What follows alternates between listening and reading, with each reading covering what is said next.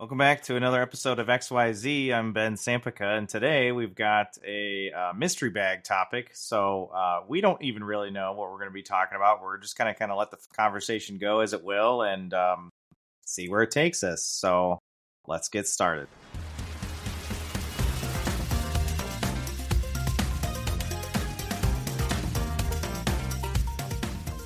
What do you got, Elmine? I'm putting you on the spot. What do you got, bud? I was gonna save it for later. Let's just go into it. Okay, I'll start with a true XYZ question, then we'll transition to just talking. How does your guys' generation feel about trust in the government, and how has it changed from younger to now? And have you seen your friends go from left to right to left, or middle to somewhere else? I can go first because I only have 23 years of life under me.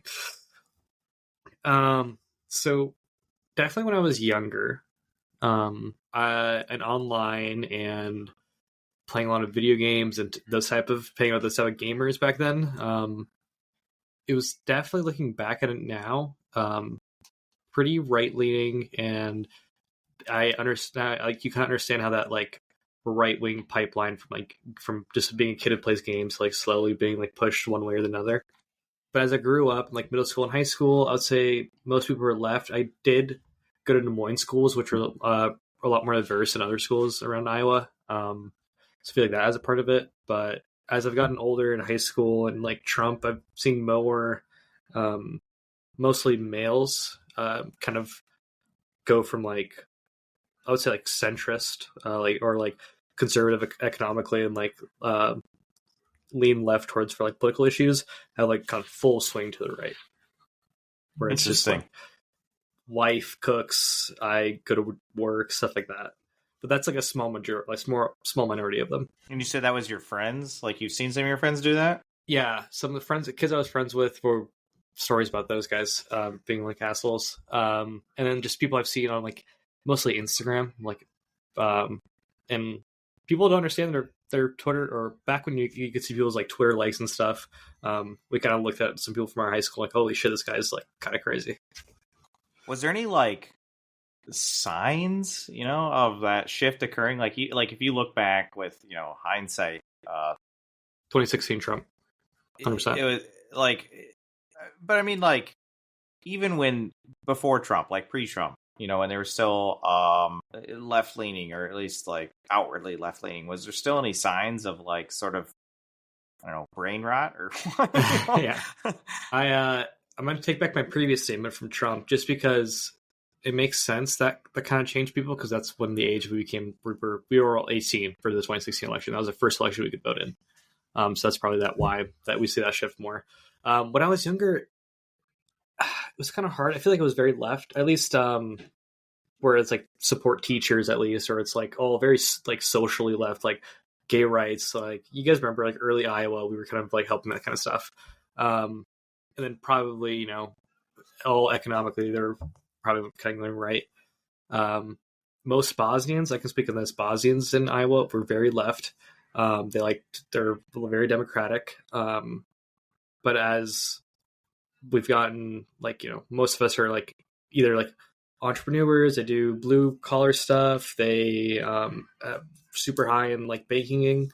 I've seen a lot of them sort of started to, well, at least before all this stuff happened, we're supporting Trump leading up from 2020, 2024. Yeah, my experience going back, so this would have been probably early 2000s, really, is when I kind of started becoming aware of politics in a more general, abstract sense. It wasn't just following what other people say. So as you guys know, I kind of grew up in a cult, the cult of Mormonism. So it was always super conservative, probably really similar to you, Elmine. I did play a lot of online games. And so actually a lot of my friends were from the eastern part of the United States, which is pretty liberal. They just happen to be from Connecticut, which is an extremely liberal area. And so we would argue a lot. We argued a lot actually up on the 2008 election between McCain and Obama.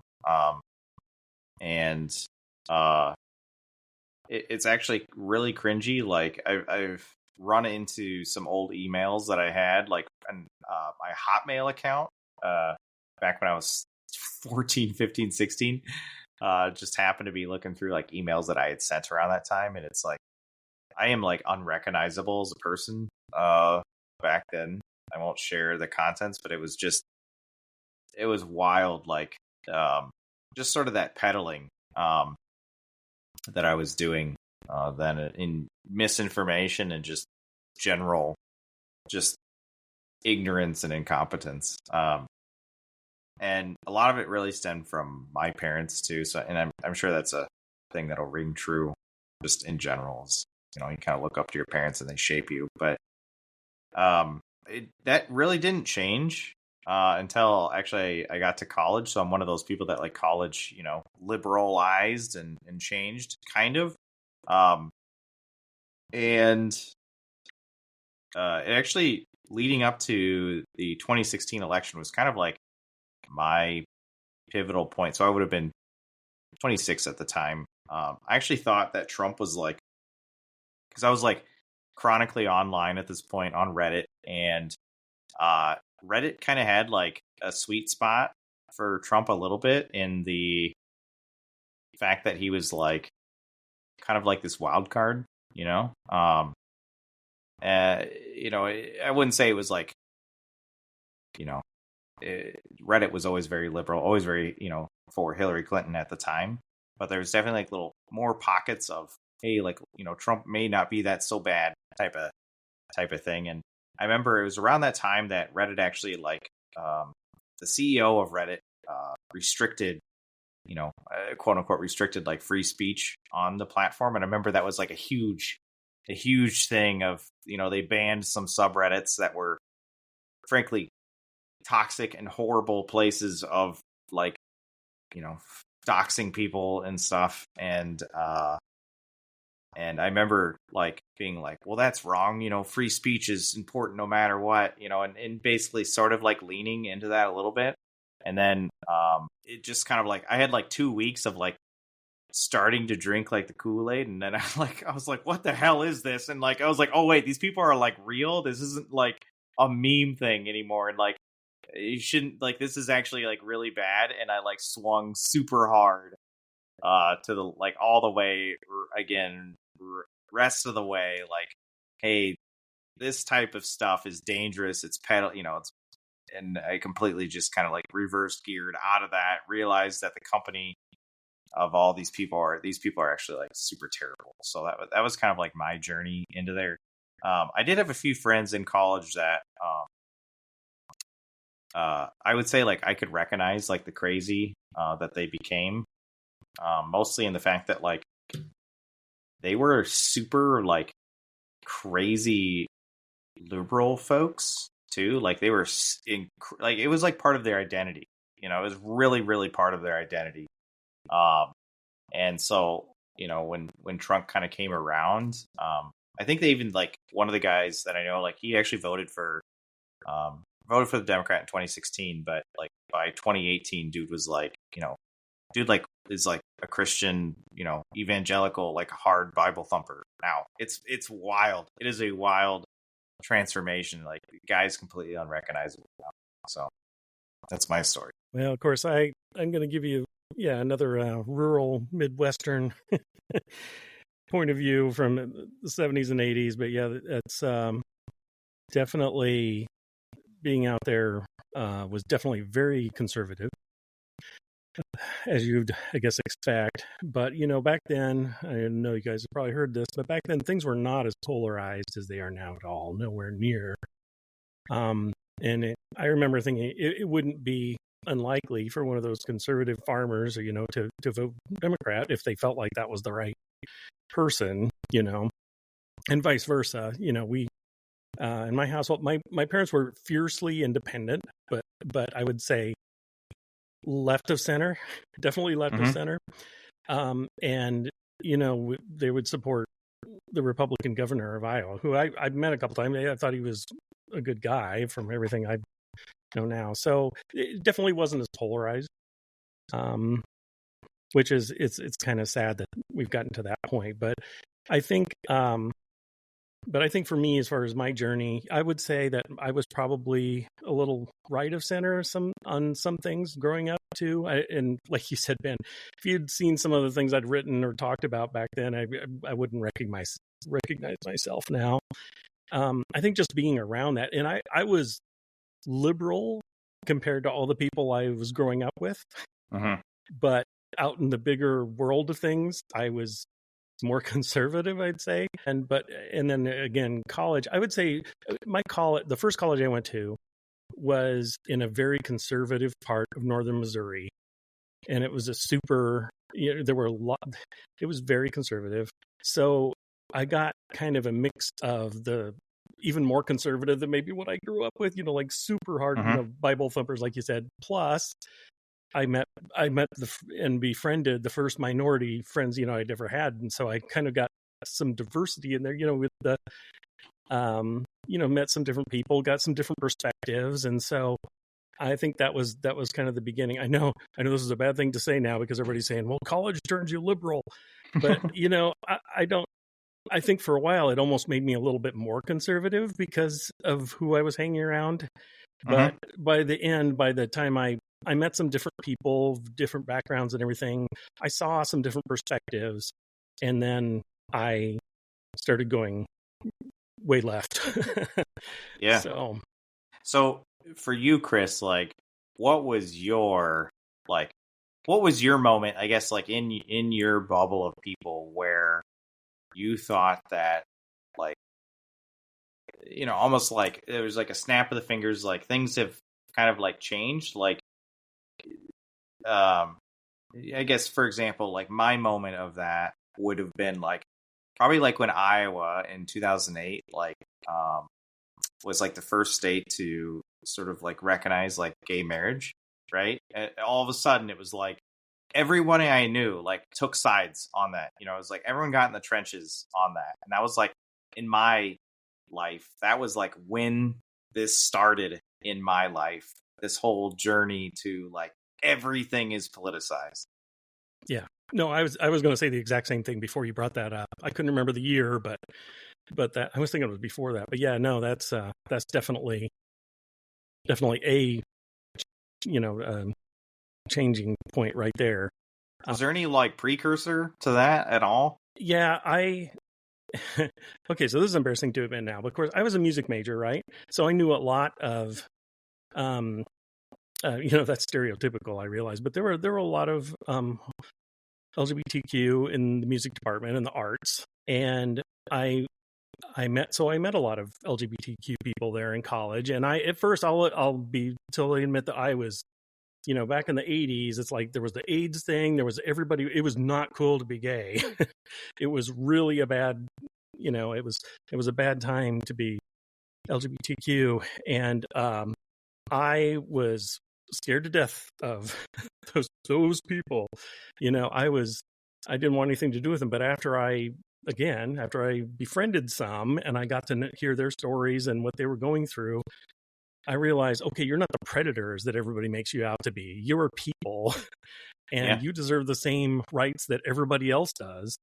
And it's too bad that it takes, it's too bad I couldn't have just realized that, that, well, they're people like everybody else. But it took meeting somebody and getting that empathy and getting to know them.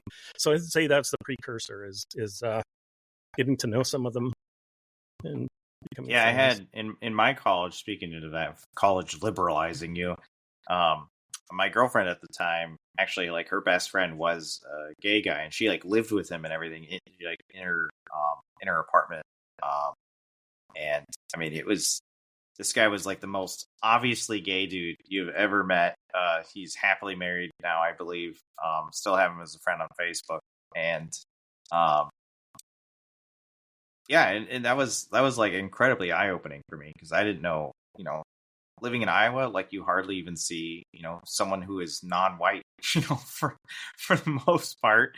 Yeah. And especially in the rural town that I have, we had when I was in high school, we actually had one black guy move in and from Chicago, and like it was so uncomfortable for him that he like left like a week later. It was so uncomfortable at school, and so it was just one of those things where it's like it's not wrong to gain that perspective, but it's like it was just crazy how like sheltered, and like all of these like preconceived notions just come from an ignorance, of other people and other perspectives and other ideas. Yeah, for sure. Yeah, like I said, I'm ashamed now to look back on that and how I thought, but that's part of growing, right? Yeah, I guess I challenge you in there. Like, I don't think it's something to be shameful for. I think it's like everyone's on a different journey, but like, look how far you've come. Like I look at those emails, like I can still go get them in Hotmail. I look at those emails and I'm like, look at like the absolute piece of shit that I used to be, and like look at like how much I've changed since then, right? Like I don't even recognize that person. It's like, wow, I've really grown, as a human being since then. Hey, I'm sorry, I gotta speak. No, go ahead. I just gotta give you one small town story. You just mentioned the one black guy that came from Chicago to your school, but growing up, I only saw a black person once in my town. They were using the payphone on the square, and like half the town came out to just gawk at this guy. I mean, because we were like, there's a black guy, and nobody was giving him any trouble or anything, but it was just like, well, that's something we've never seen before. But like everyone's lined up on the square there, like on one corner of it, just staring at the guy.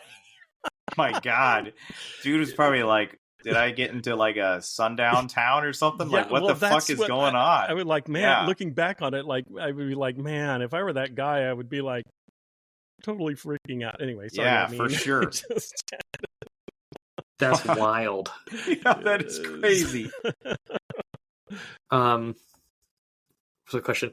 Oh yeah. You know how we legalized gay marriage here in Iowa as one of the first states? I always thought the Republican Party was, when I was young, was like, yeah, most of them were Christians. They didn't really approve of gay marriage, but they didn't think the government had like a right to decide who gets to get married. Was that the right? I'm thinking that correctly, or no? Were they always anti? I thought they were always. But... Yeah, I think it to me, like the argument has kind of changed over time. And I think the whole gay thing is, at the end of the day, like become a kind of a politically like a loser, I guess. So they've kind of like dropped it now. Now it's all, trans folks and stuff. They've kind of moved on because, just again, it's a political loser now at this point. But I feel like it kind of shifted around, at least when I became again aware of it in the early 2000s, to kind of like the last gasps of them trying to like reverse it, right?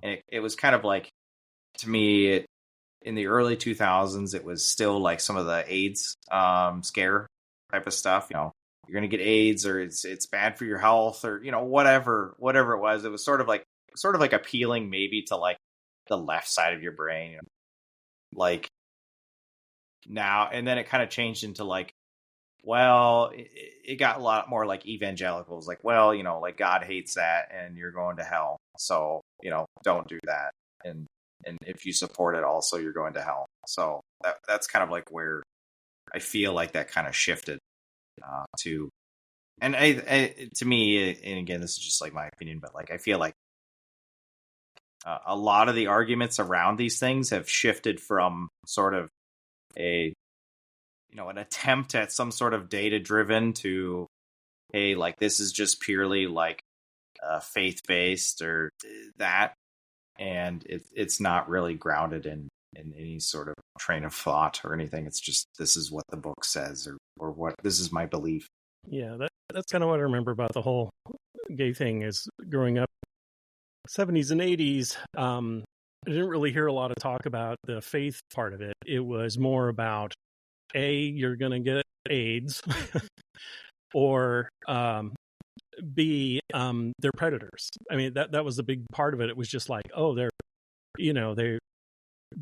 preying on children. That was the implication. I think we still have that stigma now. Sure. It's like, but that seemed like the biggest things that were the biggest reasons that were used against them, not so much the faith thing. That's what I remember. But Yeah, and you can see like how that's shifted onto trans people now too. Is it's the same? It's literally the same argument. It's like trans people are going to go into the bathrooms and prey upon you and your children. You know, it's literally the same argument, just recycled. Yep. Okay, so I was wrong on that. I thought they were like they didn't like gay marriage, but they weren't going to like have the government decide. Because I thought they were all like small government, but now they're just slinging executive orders on everything. Which is kind of annoying. Anyway. So the other question I had from the original 2 questions was, have you guys seen the leaked Signal group chat? I haven't seen like the raw text, but yeah, I've definitely seen all of the drama around it. So it's been a unfun ride to be on. Yeah, I haven't read the entire text thread top to bottom, but I did see parts of it, and I've heard lots of the arguments back and forth. Some of it's just blowing my mind, to be honest. I mean, I don't care what side of the fence you're on. To me, it seems pretty clear that is a breach of security, and they need to do better.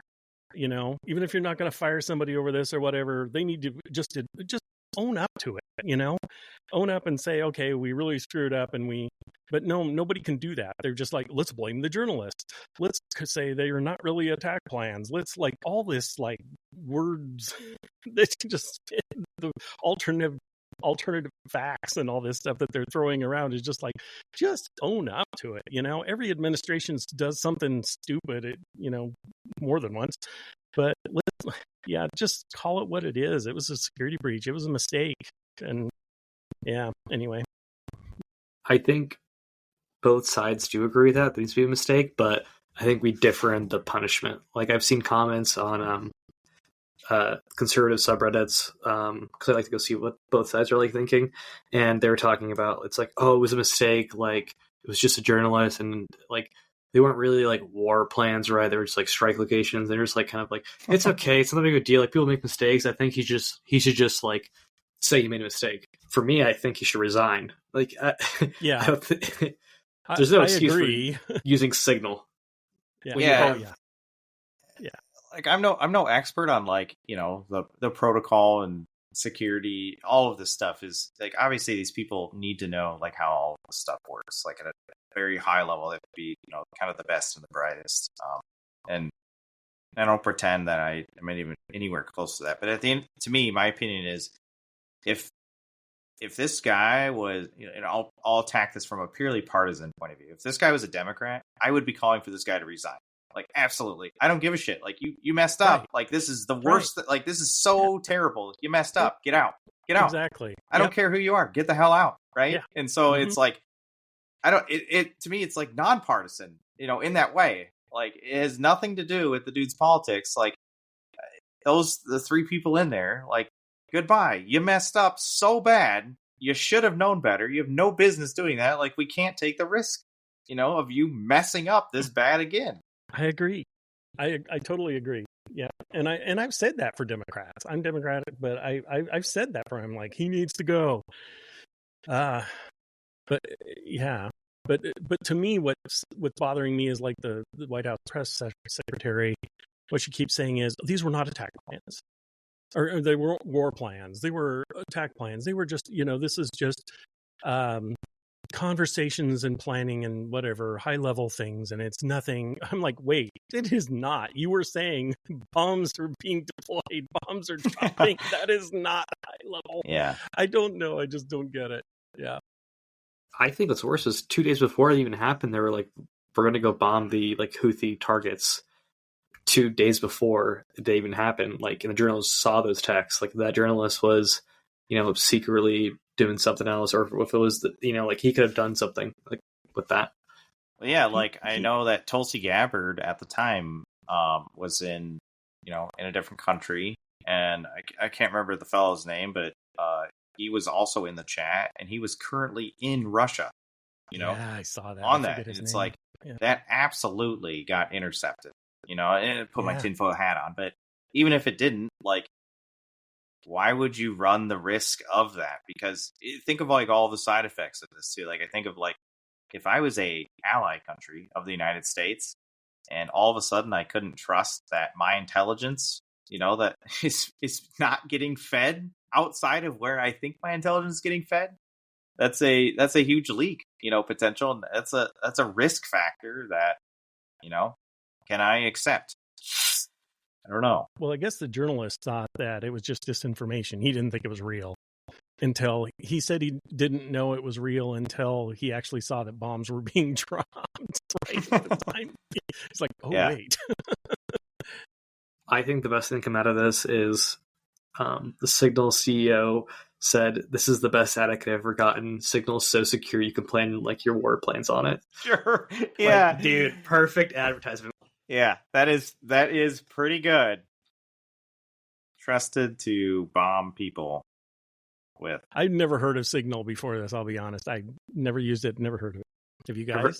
Yeah, I've heard of it a lot.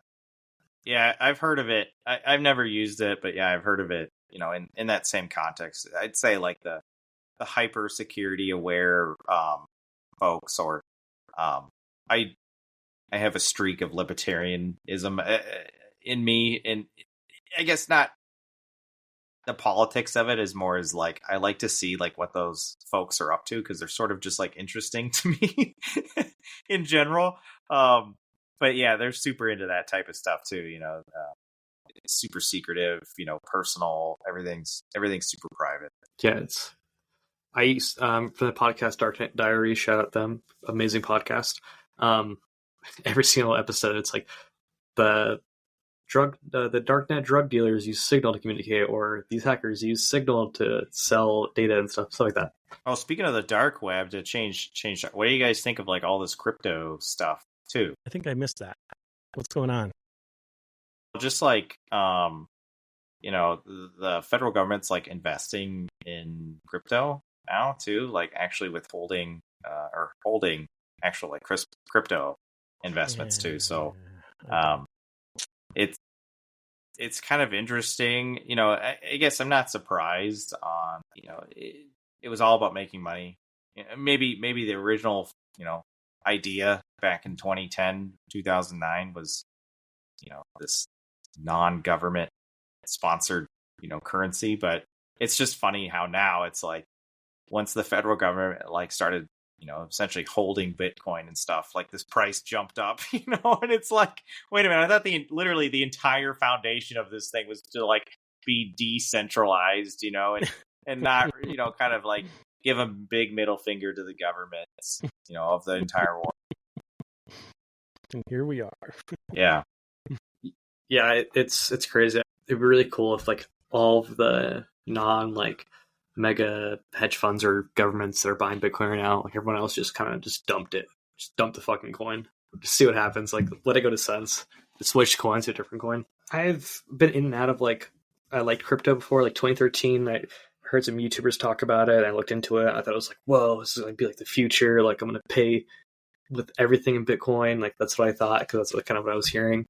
And then like 2016 that like first bull happens, and now it's like I don't know. I hard to see it like become something serious now after all like the scamming and all the scams have happened. Yeah, that's where I'm at. I've tried to enter it a couple times and I've lost money. Not any significant amounts. Just like it's sort of like so I recently went to Las Vegas too, and you gamble in those machines and you just lose. And it feels very much the same way. It's just like you just like, hey, this was kind of fun, but I lost money, and I held on to some, I don't even remember what it was called, some coin I held on for 3 years or something. It just like never, just slowly, very slowly went down. And yeah, that was basically it. I know people swear. I actually worked with a guy who like was super into crypto. He's probably a gajillionaire now. He's in it like in 2020. But yeah, it's just, I don't know. The whole thing is just, it just seems like someone is left holding the bag, or a lot of little people are left holding the bag, and it seems like there's only a few winners around there, So yeah, I probably had a total of $100, and I don't even remember what coins they were. But like you said, Ben, they just went, and I'm just like, okay. Yeah, right. That was funny. For like in a developer side, like the whole Web3 stuff, and we'll use like blockchain for all those different types of technologies. And before AI, that was like the thing, VCs loved Web3, they loved crypto, they would just throw money at that, which I don't know. Have you guys heard anything cool? Is like Web3 still like a real like non-meme thing? I remember, I don't know, like 4 years ago, there being a huge push for like, quote unquote Web 3.0, and it was like everything's like determined by the blockchain. And the most famous story I think I read about it was like this guy essentially like built his entire website using Web 3.0 technology, and in order to like modify the site, he had to like essentially use the blockchain to do it, and he forgot his password, and so the entire thing was just gone forever. Like all of his code, everything was just gone forever. Couldn't do anything with it anymore. And so that seemed like a big like joke to me. It's like this is never going to be adopted if like this is based upon you never forgetting something, and your entire thing is just poof gone, never access it again. Like that doesn't seem. Oh man, yeah. Yeah, I don't know. It sounds good in theory, like decentralized. I get to control my own data and stuff, but I don't know. Maybe we'll never get there, or we're still quite a way.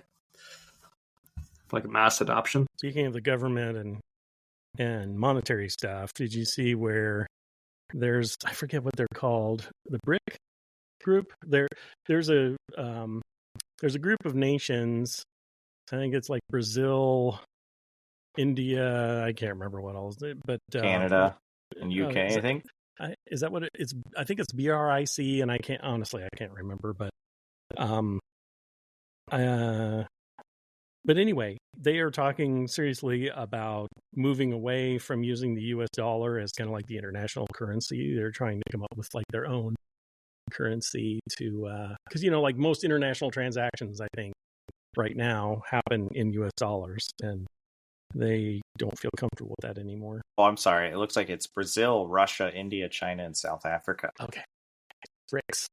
BRICS. Yeah. Yeah. Anyway. That is interesting because, yeah, especially like, I look at in that group, Russia, India, China, like those are huge, economies.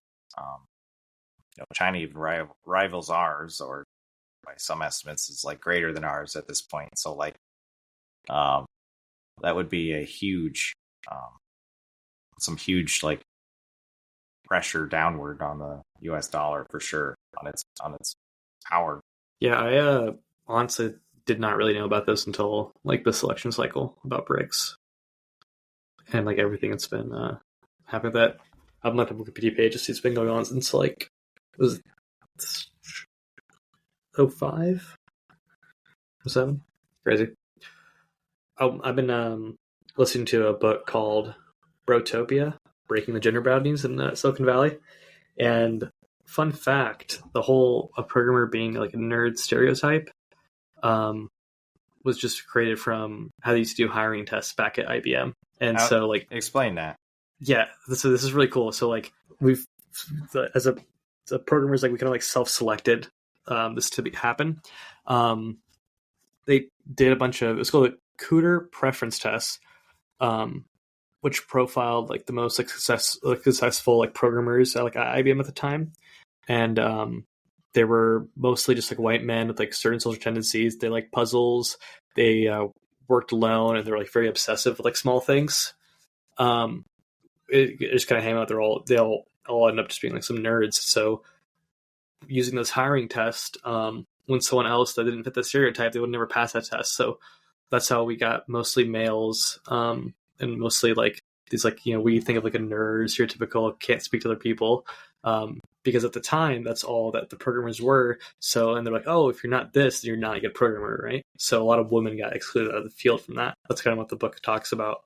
And Interesting. Wow. I said it's crazy how just one hiring test and by IBM kind of did this. Wow. It changed the course of history, right? Of human history. Wow. I had no idea, because I always thought about, like, there were some women who were like early on, like Grace Hopper, I think she's the one that's credited with inventing or co-inventing COBOL and some of the early IBM computers, I think, some working on those. And I think there was another one. There's been a few of them, I think. And it seemed like early on, there were some women that were prominent in that. But then, I wondered. I didn't know that, I mean. Yeah, it talks about back then where it's like computer hardware was looked at as a male job, but like doing a computer programming, telling what to do was like very female dominated way back in the beginning. Like a couple of the first people hired for to help with the army and their computers were all women, which I thought was really cool. I'm also just on the chapter about like Peter Thiel and like the PayPal mafia and how like their quote unquote meritocracy ended up just them hiring people from their network, which were also just white males who were for the PayPal mafia were all part of this like super right wing Stanford newspaper, and they were like, oh no, it's just a meritocracy. We're all like really good people, and so they all branched out, had a bunch of other tech companies, and they all funded each other and helped each other out. And then who did they hire at the beginning of those tech companies? More people in their like circles. That's how I don't know if you guys noticed, but the whole like tech field, like there's been like kind of quite a big divide with people like the head of YC, Gary, and so they're like big VC founders, all came out to be like super supportive of Trump and like super right leaning. Yeah, it's wild how a lot of these folks kind of came out of the woodwork like that. Like Peter Thiel's, I'm sure, been in politics for a lot longer, but I mean, we think of, I guess, the two big players, especially on the right, I think about it, is him. And his relationship with like JD Vance, and then also, of course, like Elon Musk. It is crazy to me like how these folks, came out of tech and exerted such a outsized influence on, frankly, like policy and kind of the direction of it. And it just tickles me, in a I hate my life type of way that, the meritocracy claim just like tickles me so much. It's like this dude like thinks that like JD Vance is some sort of like, that's a merit hire for sure. That guy is not, not some of the stuff. He's a great face. He's a great political person. But he's got some really bad takes. Some extremely just uninformed takes on a lot of stuff.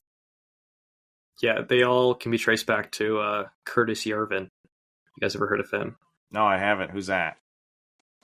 Please, after this, like seriously, go look this guy up and like spend like 3-5 hours on this. I think he was like a software engineer. He's like a super far right philosopher, and he has like backed by like Peter Thiel. If you guys know who Stephen Bannon is, he's like, and also like JD Vance, like they all like love this guy and like kind of adopt a lot of his stuff. And this guy's insane. He believes that like people who aren't productive to society need to be like ground up into biofuel for food, like soil. I've heard some of that. I've heard some of that from those tech folks. Yes. I just read a little bit about him. He says far right monarchist. I don't think about people being monarchists anymore, but okay. Yeah, reactionary blogger. He repurposed the red pill into meaning like a shattering of progressive illusions. Wow, this guy is extremely foundational. It is so scary, like his ideas, and it's like this is what they want to do. This is their goal. This is endgame. Well, yeah, and I'm thinking of Project 2025. I've never seen such a layup of like, this is what these people are going to do. And I just feel like people are like, maybe not, but it's like literally the actual playbook like leaked, this is exactly what they're going to do. And surprise, it is exactly what they're going to do, and everyone's like, I don't know if it's like fake or real people being like shocked, like, oh my God, I didn't know he was going to do that. It's like, what do you mean? What do you mean? We knew he was going to do that. They all said they were going to do that. They wrote a whole book, like hundreds of pages of, here's what I'm going to do. And then they're like, I don't believe you. It's like, get out of here with that. Yeah, there's a website called Project 2025 Tracker, and they're already 42%, and we have 1,395 days left. Yeah. Wow. And it's insane. Isn't one of them, one of their main points trying to make pornography illegal? Or maybe just putting stricter controls on it or something? I'm curious how that's going to work out for them. I have no idea. I feel like I did hear that in there. We're all Googling, trying to look at it. Yeah, they want to eliminate the Federal Reserve, abolish Federal Reserve, move to a free banking system. You can like see all this crazy shit they're doing. Like, yeah, I mean, also like the thing that bothers me about this is like kind of like I've become a bit disillusioned with, I guess, like the Democratic leadership messaging on a lot of this stuff. Extremely like, and this doesn't mean I'm not going to try and vote and do everything I can to like get these people out of power. Not saying that. It's just like I feel like the waffling on a lot of the any sort of opposition side has been really bad. You can tell that, the Democrats are just caught. they just don't know what to do. They don't know how to. They don't know what tactic. They're just completely disorganized and disarray. Right, and like it really just kind of bothers me that, like, I don't know, just the acceptance, I guess, of this type of stuff. So yeah, I don't know. I am all for, and I hate how a lot of the messaging around like Doge, right? Like, oh well, the Democrats don't want an efficient government, and Doge is kind of like taken away like the narrative, and also a lot of the media too. Even like I used to read New York Times and stuff, and they got really sick of them in the last year or so for a lot of their framing of stuff, or even like, posing questions that are just like, that is absurd. Like that is like legitimizing this argument that is really dumb and bad, for the sake of both sidesism. And there's a lot of that, but especially around like government efficiency, it's like there is nobody on it with a center of left, ideological who wants the government not to be more efficient. That is just not a thing. Right. That is not a thing that is possible. Like everyone wants it to be efficient, but there is a way to do that. Like in the 90s, Clinton, there was a whole thing where it took like 7 years and they eliminated like 30,000 jobs, but they made sure it wasn't complete chaos, and that's the way to do it. Right. But that is their narrative they're trying to sell, though. You're right. Just it kind of goes hand in hand with the Democrats. Liberals don't like freedom. They hate freedom. Right. What? I love my freedom. That's part of the problem. That's what I'm fighting for. Exactly. And it's like, we're cutting all this wasteful spending, and it's like Trump literally said, he was like, oh yeah, we're making like mice transgender. Oh no, that was like hormone therapy for cancer. Yeah. What the fuck? Yeah. Like, and I heard about this years and years and years ago. It was about another Republican talking about, we're paying for like a lobster fight club. And what ended up coming from, it was about these like lobsters that like had these one big hand that they could like smack it super fast and it's like unbreakable. I think they come up with some like lighter weighted like bullet like proofing armor out of that research that he was like, this is stupid. Why are we paying $1 million for Fight Club for lobsters? Like, right. Of course, if you cherry pick what's happening with no context, it sounds, what the fuck is that? I don't want to pay for that. That's not what it is. Right. Yeah. A lot of these things, like it's just spawned. To me, it's like ignorance and fear all the way down. That's the way a lot of this comes from.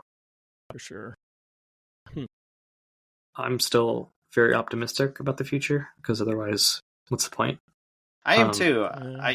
I'm optimistic that in 4 years they still can't do enough damage. I'm optimistic when I hear like Elon Musk be worried about the 2026 elections, like those types of things. It's like that means there still will be elections if he's worried about them. Those are the sort of things like I grasp on for hope.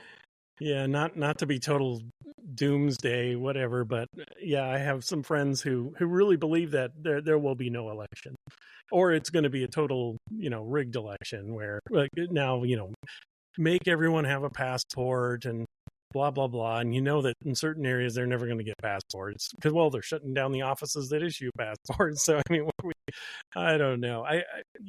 Yeah, but I need to be more like you guys and be more optimistic. Yeah. I did read that 9% of people in the United States, that could help them vote. 9% of people, like in the United States, do not have a form of identification that's like readily available. Which that is law-abiding citizens, people born and naturalized here. Like is not, like those people should be able to vote. Like denying them that right is like insanity to me. 9% of the population. But sorry. I was saying my family lives in New York. A lot of the kids that are my age, my cousins, they don't have driver's license IDs. Like their only IDs are like their social security and birth certificate because like they don't need a car. They take they don't drive metro. Most of them. Yeah. Well, guess where that happens? Urban areas. Who do urban areas vote for? Yeah. Right. Yeah. I just hope those millions of Americans that didn't vote get up and vote. Yeah. I mean, at the end of the day, like I view it as a lot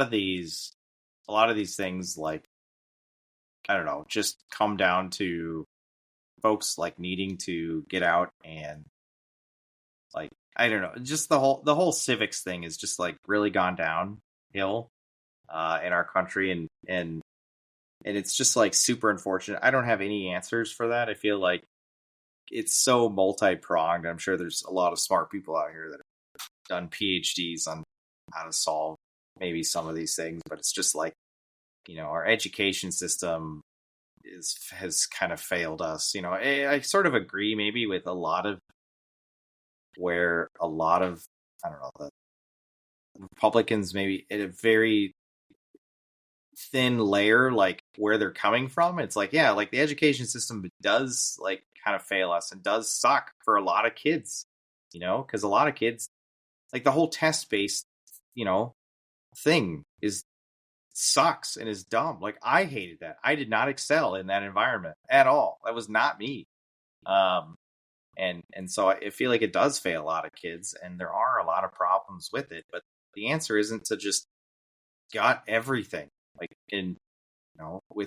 abandon. It's you have to like move these things forward with data, and you got to be selective about it, and you have to make informed decisions. You can't just, like you said, like cut the lobsters fighting each other like Lobster Fight Club because you don't understand that it's actually for better Kevlar, right?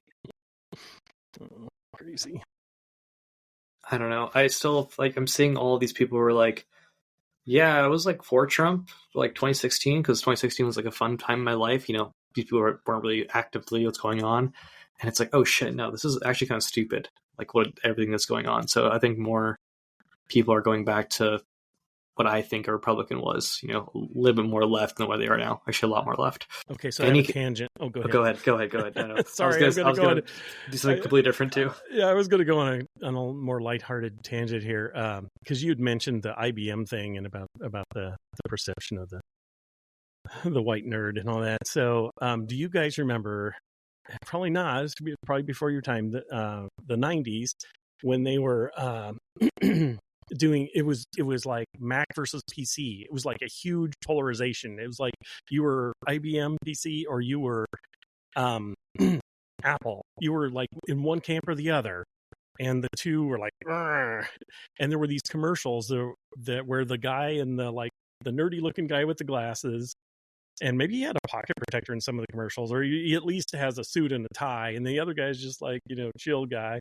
He's like, hi, I'm a PC, the nerdy guy. And then the other guy just kind of looks casual. He's like, and I'm a Mac. And do you guys remember this at all? Was this like 2000s-ish, mid 2000s? Maybe. Because I remember the one with Justin Long as the Mac guy.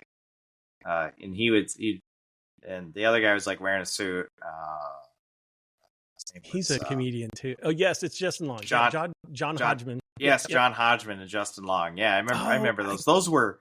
That was like, I would say, like when Apple in my head was like the underdog, like winner story. That was 2006. iPod, had come out. It was just everyone was trying to catch up to them. The iPod was revolutionary, and then these commercials ran until 2009 ish, I think I remember. And it was like, the iPhone had come out and it's like, oh my God, Apple is literally printing gold. Like absolutely, not even just US dollars. They are printing actual gold bars, every single one of them. It was incredible. I remember seeing everything, like all their marketing campaign was so fresh. All of their ideas it was just really good. All of their stuff was super hip and cool. You're right. I thought it was the 90s, but you're totally right.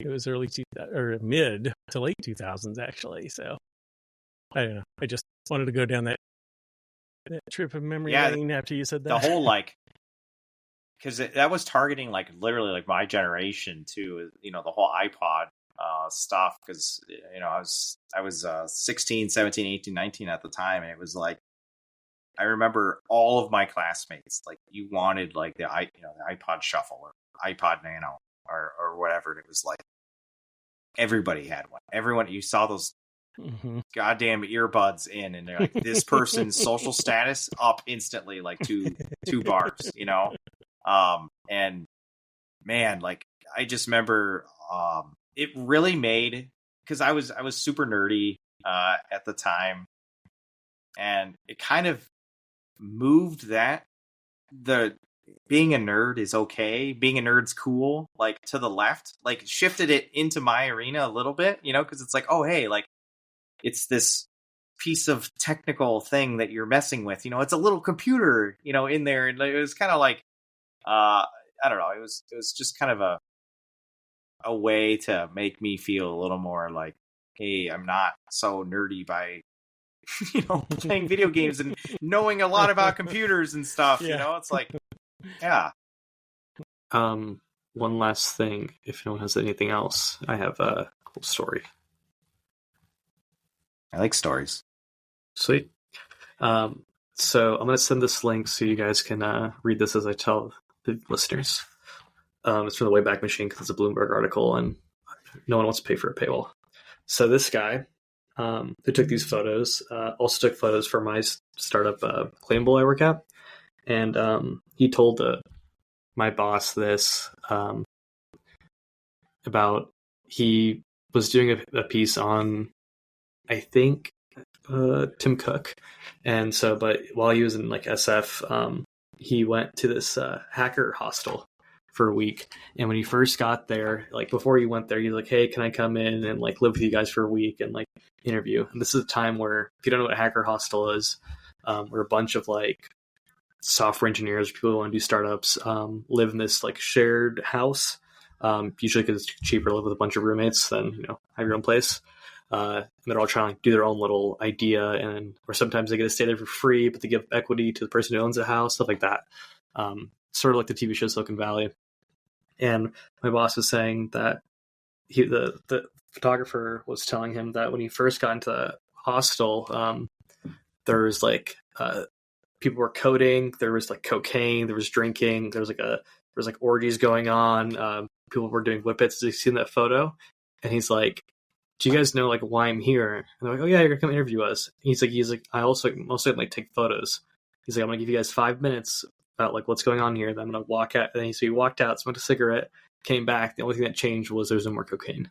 And I see the guy holding his nose and yeah, it's apparently crazy, and apparently the TV show Silicon Valley and other stuff, like, kind of, I thought they overplayed it. They underplay how much those like crazy ass parties and like those like sex parties crazy that are happening with like these startups. And he also talked about some people like lost funding. I think he mentioned the guy in the main photo. His startup lost funding because the investors saw this and were like, what the fuck are you guys doing? You're not actually building anything. You're spending the money on, drugs. Wow. But I thought that was crazy. And like, I don't know. I need to go back and rewatch Silicon Valley, because when I first watched through it, I was like at the very beginning of my career. It was like 2016, 2017, and like, I don't know. I'm sure it's going to hit different now that I'm like very much, I don't know, matured in my career. Like all the jokes are really funny then, but yeah, I really enjoyed it even back then. Yeah, I watched it like growing up, and I was super like in tune with kind of like tech news. So like it was pretty cool to see like all the parodies they were doing, and their intro every season it changed about like what startups are going up in balloons and like establish themselves as a building or they explode. Yeah, so their intro is a really I always kind of viewed it as like a really fun take on like the Game of Thrones intro. Like everything builds up, and it was sort of like a modern version of that. Chris, do you ever see Silicon Valley? No, now I gotta go check it out. You gotta check it out. You're gonna love it. Okay, yeah, okay. That's going on my on Netflix or what? HBO. HBO. Yeah, it's awesome. Max. Okay, that's going on my watch list. Yeah, definitely move it up to near the top-ish, because it is. I would say like it really captures like the development experience, like being a software engineer. They did it. Like they did their homework. A lot of things like are completely real. A lot of the, for lack of a better term, like quirks of how software engineers are, like make it through, and a lot of that stuff is very well. For sure. I'll start tomorrow night.